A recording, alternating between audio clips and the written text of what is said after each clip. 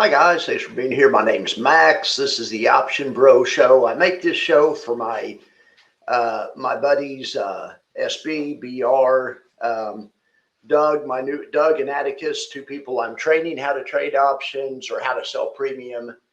But this one goes out to Ambassador Quan. I realize not everyone's is fascinated with the high yield funds, so we can talk about anything you guys want to. I love talking option strategies. The same lessons that apply to the high yield funds apply to your own trading too, and I'll show you some examples of this. All right, so let's just kind of look for an opportunity for maybe next week.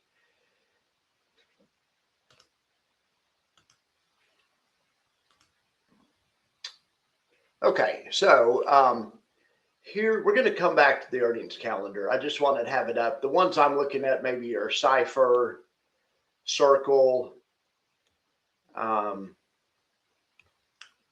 Rocket Lab potentially. So first of all, we did a show the other day. So let's look how those strategies have done so far. But then I've run a scanner, and we're going to pick out some good trades for next week. What are potentially good trades? Let's just say that. All right, so let's go to Option Strat first and see how that Sedgwick and Walmart and all that stuff turned out. Okay, I made a couple of shows this week, and one of them I was trying to illustrate some concepts that Matthew Tuttle was on. Oh, and also it was BR requested that I do a hedge trade. The last trade I'm gonna do is I'm gonna show you how to hedge over the weekend against the market sell off over the weekend, or we'll hedge against the market sell off over the next week or something. But we'll look into that. Okay, so what were we looking at here? Oh yeah, I was showing this is a hedge trade for this week. Well, the bad news is it lost money. It expires in 5 days, so right now it's losing money. But it's a call spread, and it's on the VIX, and it's fairly cheap. But anyway, if there's some kind of big volatility event, this thing should do all right. All right, but so far it hasn't been. But volatility's been calm this week. All right, so the Seagull trade. Now this is a cool trade, and this came from Matthew Tuttle's playbook. Now this is similar to my three-leg bearish risk reversal, where you sell a call spread to buy an outright put, just a single put. Well, this strategy, you sell a call spread and you buy a put spread. So you don't have this isn't like for black swan insurance, but if the market takes a little quick move down, you can definitely profit. The other thing is you have this big flat spot in the middle. When this trade was put on, the stock was right in this flat spot. So if the stock would not have moved this week and landed in this flat spot, this insurance wouldn't have even cost you anything.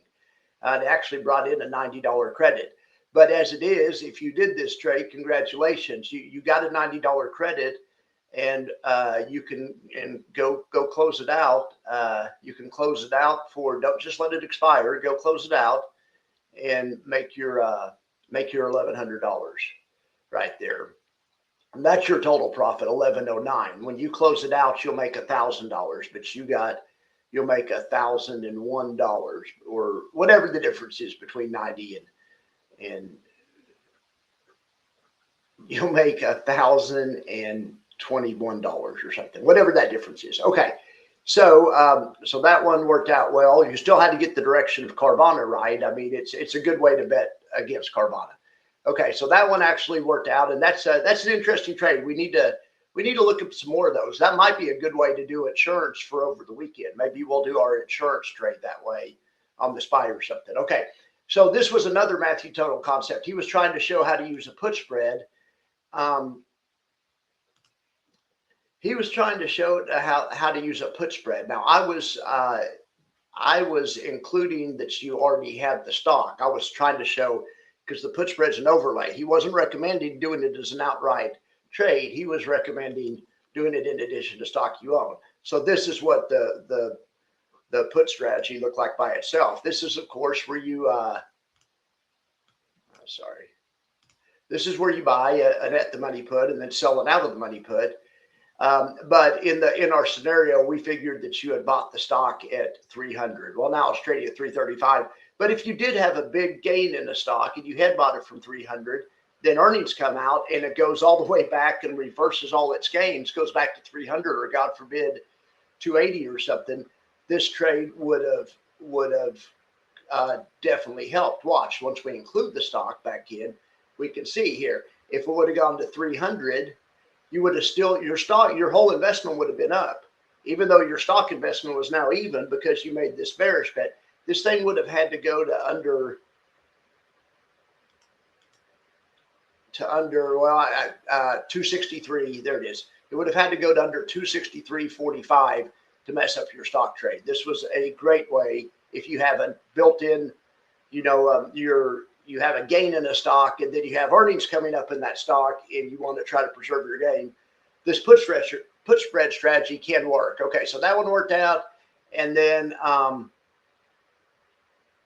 the seatbelt collar, this was a similar situation, but so what this one looked like, if you didn't include the stock, was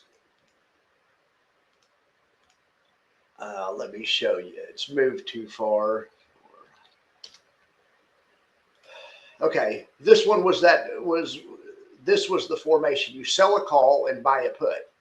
It's kind of like the Seagull, but on the Seagull, you sell a call spread and buy a put spread. The Seagull is just a defined risk version of this. So this would also work if you had a large gain. If you'd owned Carvana since 300 and you wanted to slap this collar on it or a seatbelt on it, so you didn't have to worry about, like I say, that you're losing all your built up gains. Well, in any event, let's throw in any event, you can see the drawback to this collar is you have a naked call. So, you can lose a lot of money on the way up. But if you do it at the same time you have shares, of course, your call isn't naked and you can still make money to a point up to 380 and then you're capped out. But you also give yourself a ton of downside protection. It's the same theory as the other one. It's just a different way of doing it.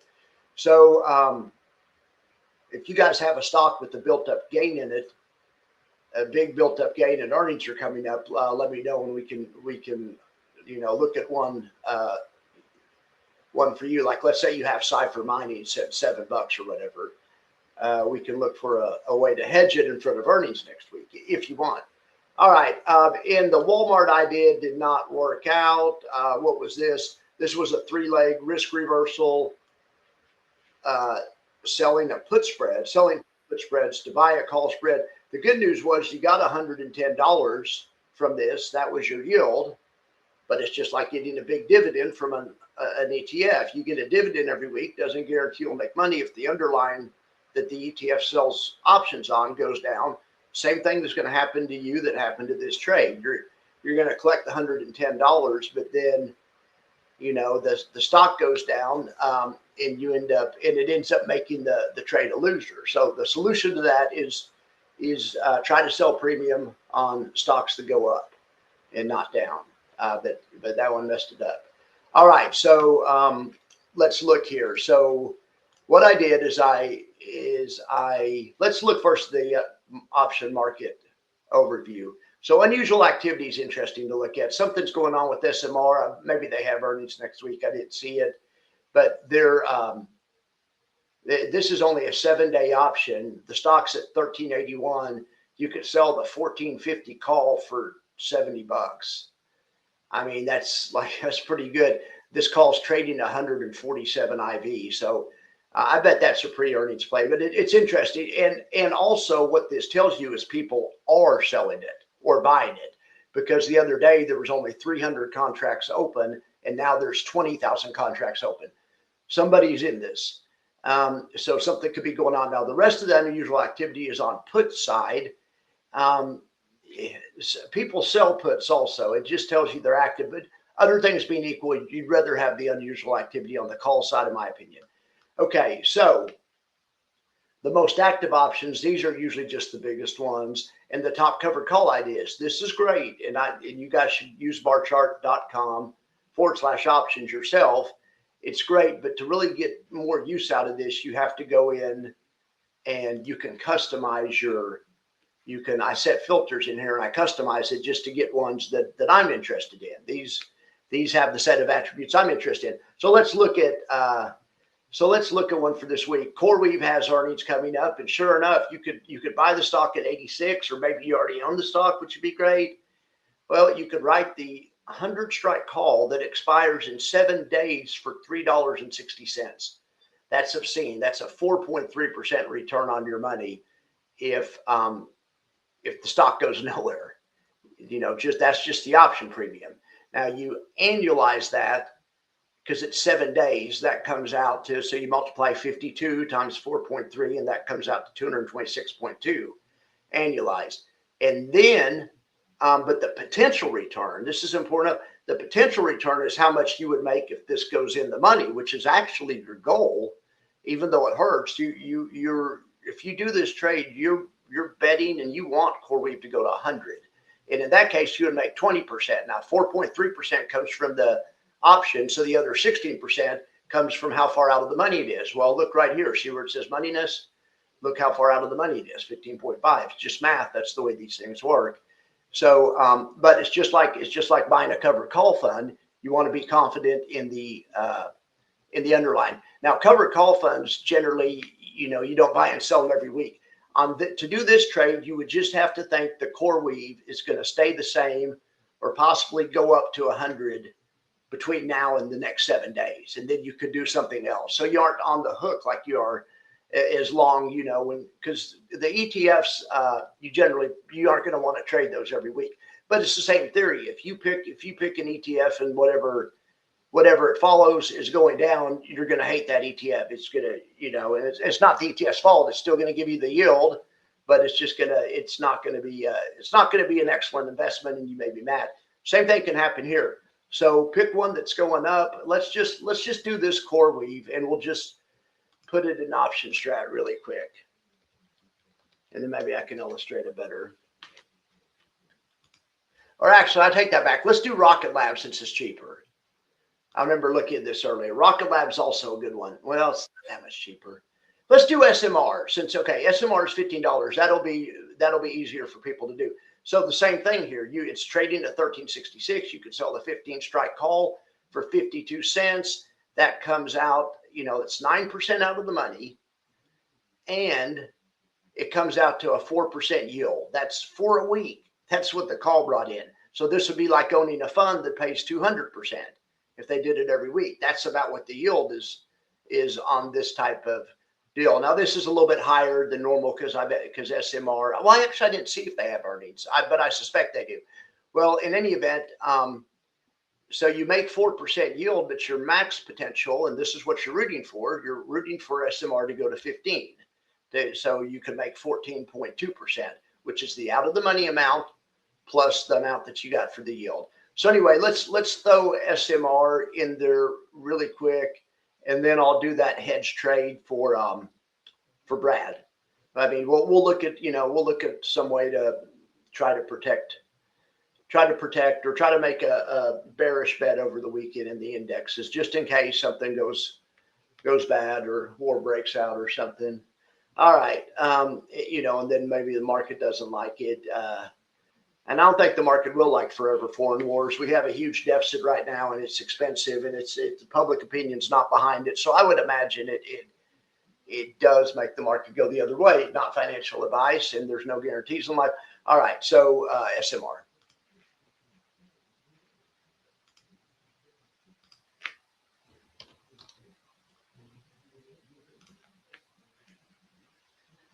This tool is pretty cheap.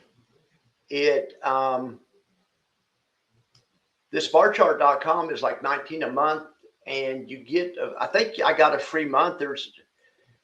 No, I think I paid for it. I think I get a free week, and then it charged me whatever. This is a really good tool for option traders. Anyway, so here is the trade that they're looking at. Now let's see if the 15 is still trading at 53 cents. When the screener ran, it was at 53 cents, but the 15 for next week, okay, yeah, it's at 60 cents right now. So I mean, that's a trade. We'll see how it does. That's not my favorite, but whatever. We'll just see how it does. Okay, so also I wanted to look at another save trade. There was another one in a company called Sedgwick that I put in option strat or whatever. This one had an extra wing. If Sedgwick went up, it didn't go up, but at least the trade is still going to end up. This one is an example. You made a credit, but the stock didn't move, so you just get to keep the credit. Had the stock gone up, maybe you would have made more. Had the stock gone down, you would have lost like you did in Walmart. But the idea is this had a huge buffer on it. It gave you a little bit of a head start. So anyway, this trade kind of worked out and it kind of did. I had a friend that said he liked the idea of this, but he didn't like the long call. But you can always, if you like one of my trades, but one of my risk reversals, but you don't like the long call, you could always just exclude the long call. When you do that, you create more yield. You still have a little downside buffer. So if that's an individual decision. But if you don't think the stock's going to go way up, but you still want to sell premium in front of earnings, which this was, and you're playing a vol crush, you could just sell a put spread as far out of the money as you can. Just do the same thing, but just delete the long call. And that works too. My friend, I think my friend did do it. Or anyway, he would have made $152 yield. I just made $89 because I was financing some upside convexity. But anyway, so back to this though. So let's look for next week. It's surely SMR's on there. There's no way that it's, maybe something's going on with SMR. Lots of times when something shows up on an unusual option activity, it means someone's loading the boat on it. Or at least on that strike, because there was no interest in the day before, and all of a sudden there's all kinds of interest. So here's the week after. So we have Target, ONO, CrowdStrike, Ross Stores, Costco. Well, there's some good ones next week. We'll have some option content next week also. All right, so back to this week. So let's look at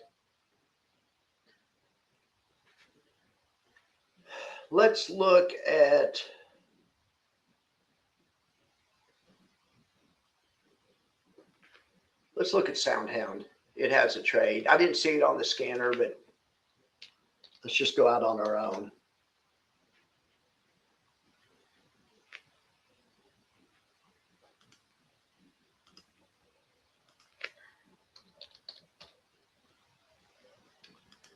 SoundHound AI. Okay, so let's see if we could do anything interesting in this one.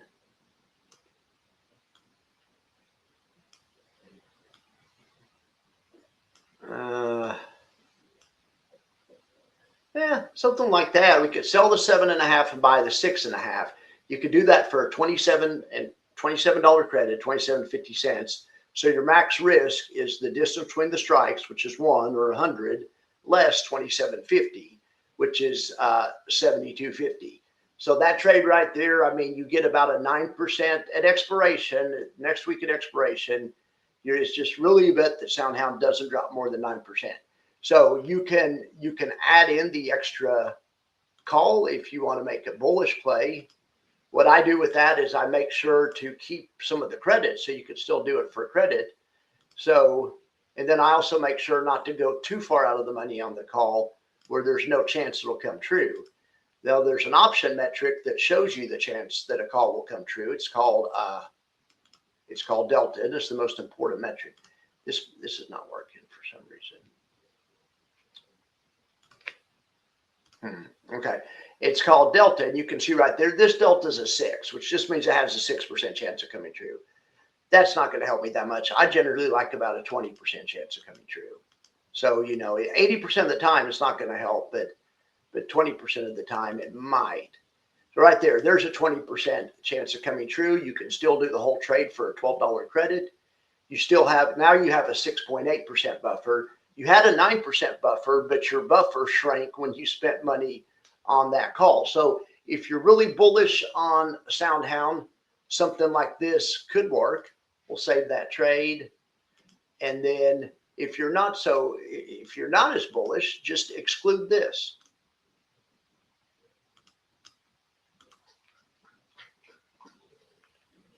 Just do like this and just exclude this.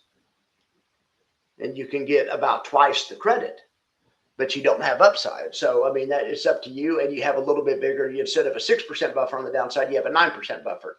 So we're going to save this trade also as a new trade. So that's the less bullish version of the same trade. Okay, now protection over the weekend. So let's look at well, we could, you have to figure out what it would hit worse. If war broke out, would it hit the SPYs or the Qs worse, or maybe even IBIT? Maybe an IBIT defensive position might be in hand. But anyway, let's see what we can do with the Qs. So I always just start by doing covered call, and then I change. Then I just change the stuff around. Okay, so the idea is we're going to want to do a Siegel, a bearish Siegel.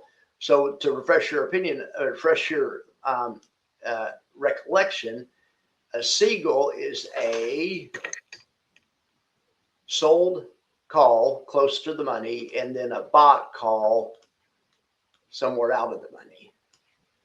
Okay, and it doesn't, well, and we're going to remove the stock. It's not a stock trade. Okay, so that's half of the Siegel. Now that could work fine by itself. That, you know, if you think the market's going to go down over the weekend, you could just do this, and as long as the market doesn't rally more than 1% between now and, hang on, let's see, 23rd, 24, 25.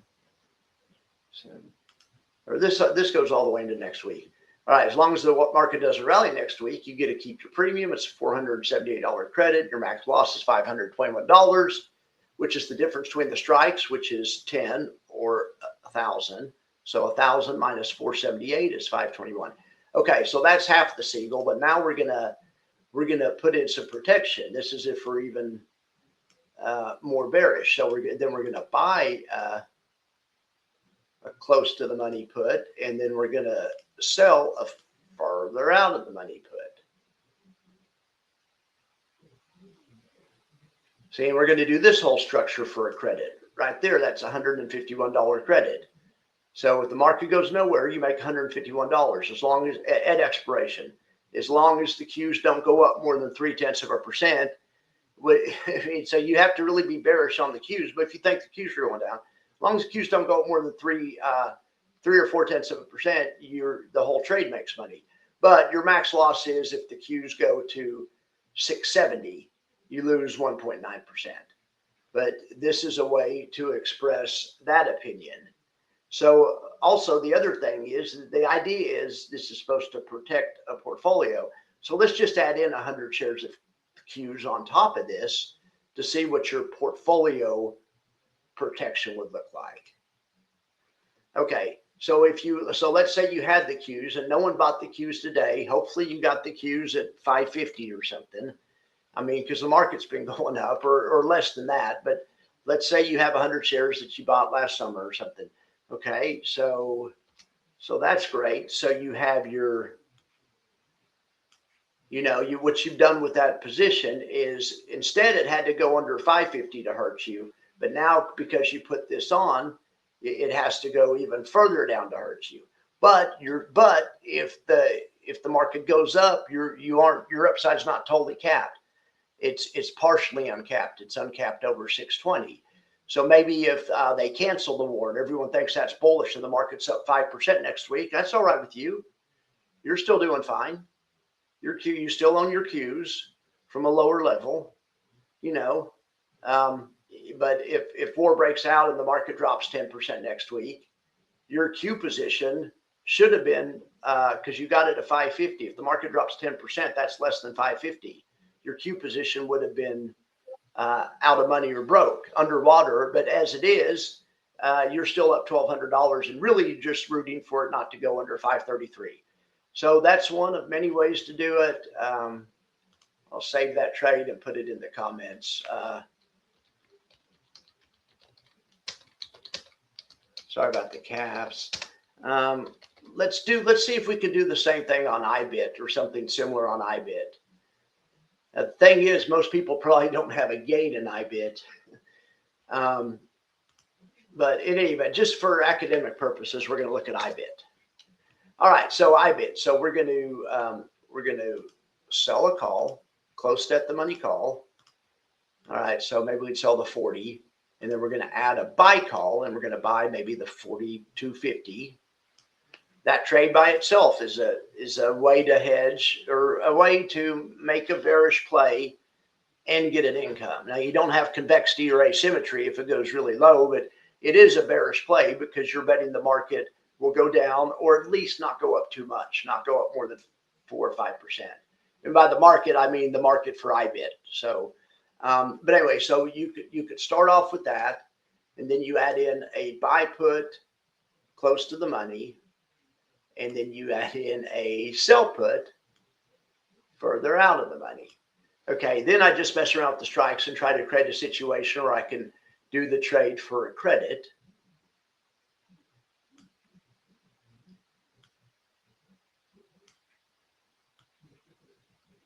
Puts are overpriced compared to calls because I can scoot this way far out here. Still, I make a really nice situation for myself. Look, this put is, well, it's only 4 cents. That's not helping us that much. The 30 put is 6 cents. Well, it's not helping us that much either. But the put we're buying, the put we're going long is only 24 cents. So if you can take in 6 on 24 cents, you cut your cost by 25%. It only costs 75 as much as it did. So now you have a situation. It's still a bearish play on the Qs for next week. Or I'm sorry, on IBIT for next week. But if IBIT goes up more than 2%, you know, this trade's toast. You know, you're going to lose on this trade. But if IBIT goes nowhere, you keep the credit. If IBIT goes down 5%, you keep the credit. But if IBIT has a really, really bad week, you have a chance for a little bit more upside. So let's look at how this would do as an overlay. Let's say let's just add IBIT. So this is what happens. Like, you could buy IBIT today and put on this trade, and this is what happened. And I'm not saying to do that, but this just kind of shows you the protection. It gives you a shelf down about 21%, where IBIT could drop about 21%. You really don't lose that much. I mean, it's $38 right now, so you lose $200 on 38. You know, or on 3,800 is not is what 6-7%. So you basically put kind of a floor. It's like making your own buffer fund. But then you start participating in losses if IBIT goes down more. But this is an overlay you can put on top of IBIT. And then if IBIT, you know, for some reason goes up next week, you still have some partially unkept upside. So I'm going to remove the shares just to make it less complicated. Okay, but that's the trade right there. You don't have to do it with shares, but the way Tuttle was talking about these structures are done as overlays to existing positions. And to me, they really make sense in a position that you have a large profit in that you don't want to give back. Since IBIT's been going straight down lately, most people that have IBIT may have it from a higher price. However, you could still put this on even if you have IBIT from a higher price. It would still help you out. Watch this. So let's say we're holding the bag on IBIT from 50. I mean, it's not fun, but you keep yourself from losing as much as you would have otherwise, believe it or not. Here's how much you would have lost otherwise.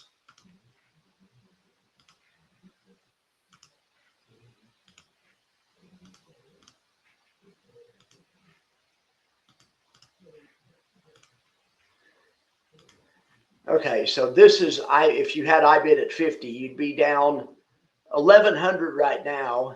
But then you can see here, if IBIT had a really bad week and dropped to 30 next week or something, I know that's not likely, but I mean, you'd be down $2,000. We're using the strategy, you'd only be down 1,200. The strategy creates a little buffer for you. So, but that's just trying to put lipstick on a pig, but sometimes that happens. What I'd be more likely to do, the better way to do that is, if you're in that situation, maybe you just do a 3-leg risk reversal. and then the most you can lose is 1,400, no matter how far IBIT goes down. But these structures could be done as overlays to protect yourself. The green and the red is just stock price, and the white line is this, with the overlay on it. So, all right, guys. Well, I'll put those in the comments, and let me know if you do any of these or whatever. I'm not recommending that you do, but I'm just trying to give ideas. Here is something that I am recommending. I'm recommending that you go to Barchart Premier, get an account if you want, because you have to have an account to set the manual filters. And depending on what type of trading you like to do, maybe you like to do the wheel. Well, there's all kinds of scanners in here. Maybe you like to do broken wing butterflies or something. Anyway, what I would recommend is using Barchart every morning, or as a way to look for trading ideas. There's some really good. Look at all these other stocks. Here's one on Wolf Financial, Rocket Lab, SMR. There's these right here. Now, it doesn't guarantee they're going to win, but they have good math. All of them are like a 200% annual return. Just the yield without even factoring in the stock. So, and most of them are about a 58-60% chance of profit. So anyway, I am recommending that. Go to Barchart Premier, study, and use this as a resource for finding trades. All right, guys, thank you so much. Have a great day. I'll talk to you later.